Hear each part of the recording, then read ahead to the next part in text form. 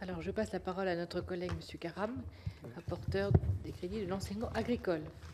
Monsieur le ministre, partant du principe que le monde est un village, c'est un vrai plaisir pour moi de vous retrouver ici, au Sénat, et on sait pourquoi.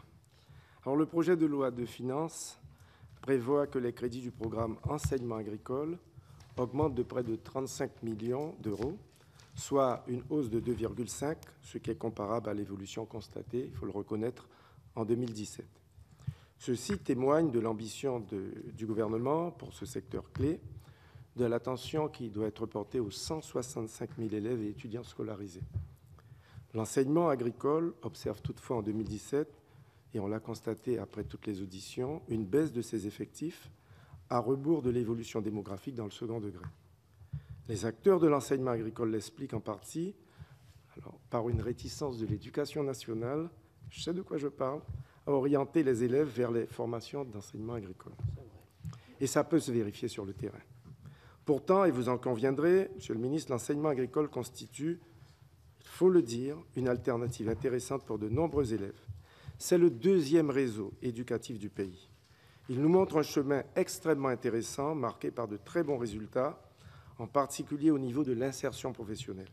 Alors, première question, comment valoriser et faire connaître les formations de l'enseignement agricole auprès des élèves de l'éducation nationale? Par ailleurs, je dois vous faire part du fait que les représentants de l'enseignement agricole nous ont confié ne pas être associés aux concertations sur la formation professionnelle et sur l'évolution du baccalauréat. Deuxième question, dans quelle mesure comptez-vous y associer l'enseignement agricole qui possède un savoir-faire précieux?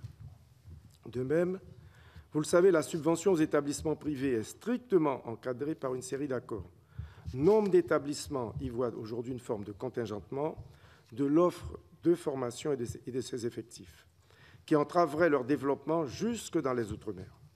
Ces territoires ultramarins, où l'agriculture est un enjeu prépondérant, secteur clé de notre économie, d'un côté pour développer l'exportation et de l'autre pour tendre vers l'autosuffisance.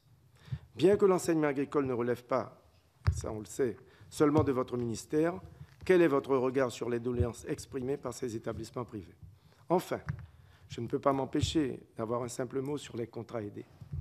Cette suppression affecte particulièrement l'organisation des établissements scolaires au niveau de la surveillance, fonction fondamentale, en particulier en REP, REP+. En Guyane, comme dans d'autres territoires qui comptent de nombreux établissements en réseau prioritaire, ainsi que des niveaux de délinquance très élevés, les acteurs de l'enseignement rencontrent une vraie difficulté. Si j'entends bien que le caractère précaire des contrats aidés n'est pas adapté à la fonction de surveillance, quelle solution avons-nous pour aujourd'hui afin de remplacer ces contrats aidés manquants par des contrats plus adaptés, voire même de véritables contrats d'assistants d'éducation? Madame la Présidente, j'ai été concis et précis. Vous avez été parfait. Monsieur Bloch.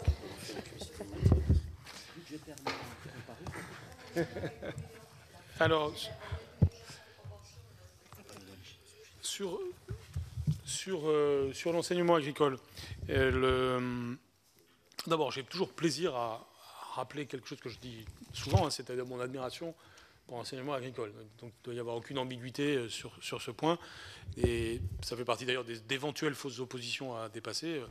L'éducation nationale, non seulement n'a rien contre l'enseignement agricole, mais au contraire, considère comme très complémentaire et comme quelque chose qui marche bien, qui souvent peut être d'ailleurs inspirant pour nos lycées professionnels. Je pense à tous ces lycées agricoles avec des internats qui mènent à l'emploi pour ceux qui en bénéficient, donc il n'y a aucune réticence. Bien entendu, comme vous l'avez rappelé, ça ne relève pas de mes compétences et je réponds en respectant strictement les compétences du ministère de l'Agriculture sur cette question. Mais il est normal qu'il existe des passerelles et des convergences entre nos ministères sur ce point et bien entendu, aussi bien Stéphane Travert que moi-même sommes totalement convaincus de cela. Il peut arriver, vous avez noté le fait qu'il y a parfois une réticence qui existerait surtout en fin de troisième pour promouvoir l'orientation vers l'enseignement agricole à l'éducation nationale. C'est en tout cas certainement pas une politique officielle et si cela existe, cela doit cesser et bien entendu je ferai passer les messages nécessaires. Je compare ça à ce que nous sommes en train de faire pour l'apprentissage. Comme vous le savez, Notre logiciel AFELNet est fait pour créer l'affectation après la classe de 3e. Notre manière de le paramétrer a donc un impact sur les incitations et les affectations que nous faisons. Il est normal que les lycées agricoles et l'apprentissage soient à la bonne place, en même place que d'autres possibilités.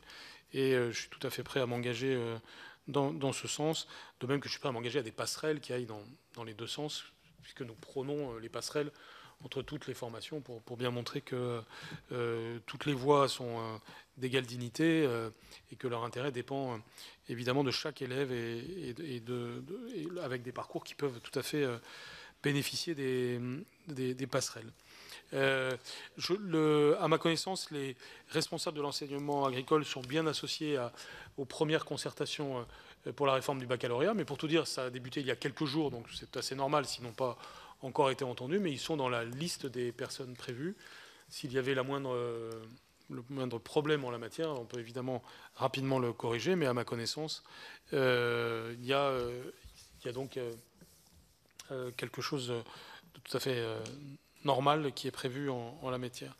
À mes yeux, le développement de l'enseignement agricole est nullement entravé aujourd'hui, qu'il soit privé ou public.